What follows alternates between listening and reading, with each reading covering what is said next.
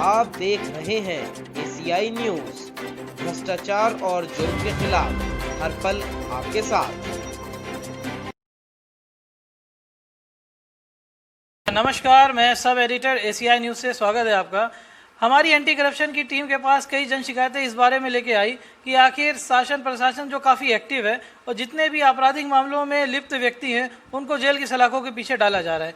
इसी संदर्भ में एक मामला ऐसा आया जहां के ऊपर हम लोग के समक्ष ये मामला आया कि किसी निर्दोष को उसको जेल की सलाखों के पीछे डालने के लिए एक षड्यंत्र रचा गया। आखिर क्या है पूरा मामला, आइए स्वयं सीधे पीड़ित व्यक्ति से ही जानते हुए। जी, अपना नाम बताएं। जी, मोहम्मद इमरान कुरैशी, मैं विसाती बाज़ार मखनिया बाज़ार में रहता हूँ। तो ये बताइए इमरान कुरैशी जी, आखिर आपको ऐसा क्यों लग रहा है कि किसी ने आपको फंसाया है और आखिर पूरा मामला है क्या?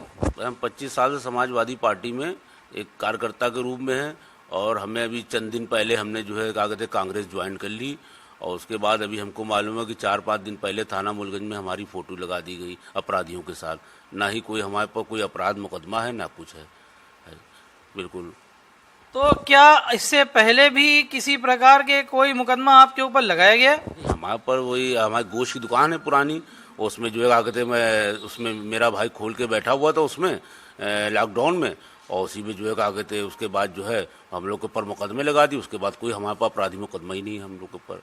और मतलब कि कोई भी ऐसी गंभीर धाराएं नहीं थी जिसको लेकर आपका फोटो बाकायदा बाहर चपसा दिया जाए? जी, ऐसा कोई भी मुकदमा कोई भी हमारे कानपुर शहर किसी भी थाने में कहीं कोई मुकदमा हमारे ऊपर नहीं है, ये समझ लीजिए।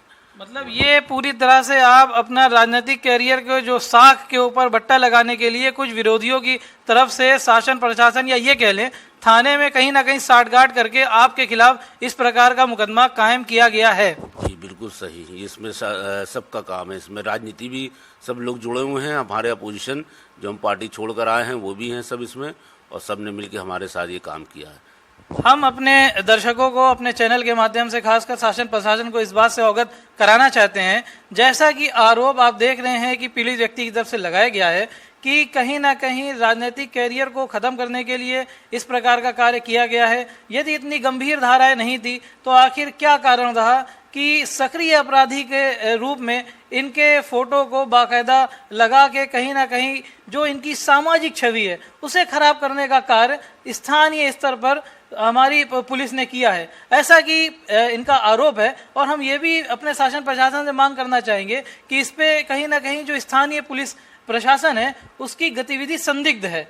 हम चाहेंगे कि इस पे निष्पक्ष जांच हो। हालांकि इसी संबंधित कुछ और जानकारी लेते हुए जी ये बताइए, जो आप बता रहे हैं कि जिस टाइम लॉकडाउन का पूरा हम देख रहे हैं कि प्रोसेस चल रहा था, तो क्या उस समय लॉकडाउन काल में जैसा कि आप बता रहे हैं गोश्त की दुकान है, तो किसी प्रकार का क्या आखिर मामला था जो उस वक्त आपके खिलाफ धाराएं लगी? कोई नहीं भाई, मुर्गे बकरे की दुकान है और मेरा भाई जो है कुछ बेच भी नहीं रहा था, खाली उसको पकड़ ले गए, ले आके छुरी वगैरह सबसे आगे उसके ऊपर मुकदमा लगा दिया। हमको भी बुलाया हमको, मैं गया बात करने, हमको भी लगा दिया और लगा के जो है क्या कहते कचहरी भेज दिया, चालान भेज दिया हम लोग का। और उसके बाद वही मुकदमा, और हम लोग का कोई क्रिमिनल हिस्ट्री नहीं, कोई कुछ नहीं हमारा भाई। बिल्कुल मैं बिल्कुल साफ सुथरा हूँ, कारोबारी हूँ, राजनीतिक हूँ, समाजवादी पार्टी से 25 साल से जुड़ा हूँ। अब मैं कांग्रेस में चला गया, बस यही बात है। तो आप कहीं ना कहीं इस बात को पूरी तरह से दृढ़ता के साथ इस बात पे हैं कि आपका कहीं कोई आपराधिक रिकॉर्ड पहले का नहीं है? कभी नहीं भाई, हमने कोई अपराध नहीं किया, कोई कुछ नहीं किया। हम अपना काम करते हैं, बच्चे पाल रहे हैं, बस यही मेरा काम है, बाकी कोई हमने अपराध नहीं किया आज तक। बिल्कुल। तो जैसा कि अभी आपने बताया कि मूलगंज थाना के अंतर्गत जो इस प्रकार की कार्रवाई की गई है, तो इससे संबंधित क्या आप वहां पे किसी अधिकारी से मिले? थाने स्तर पे आपकी किसी से इससे संबंधित बात हुई? हाँ बात हुई भाई, उन्होंने कोई सीधे बात ही नहीं करी। हमने बात करवाई कि क्यों हमारे लगा दिया गया, तो उन्होंने सीधे बात ही नहीं करी बिल्कुल। और जो है क्या कहते बिल्कुल नफरत वाली बात, बिल्कुल कोई बात ही नहीं करी उन्होंने। हम इस मैटर में बात ही नहीं करना चाहते हैं। वो अपराधी है बहुत बड़ा, वो भैंस काटता है, ये करता है, वो करता है, सब इन्होंने कहा भाई, तो हमने कोई बात ही नहीं करी। इसीलिए आप लोग की मदद, हमने कहा भाई आपसे लोग से मदद ली जाए।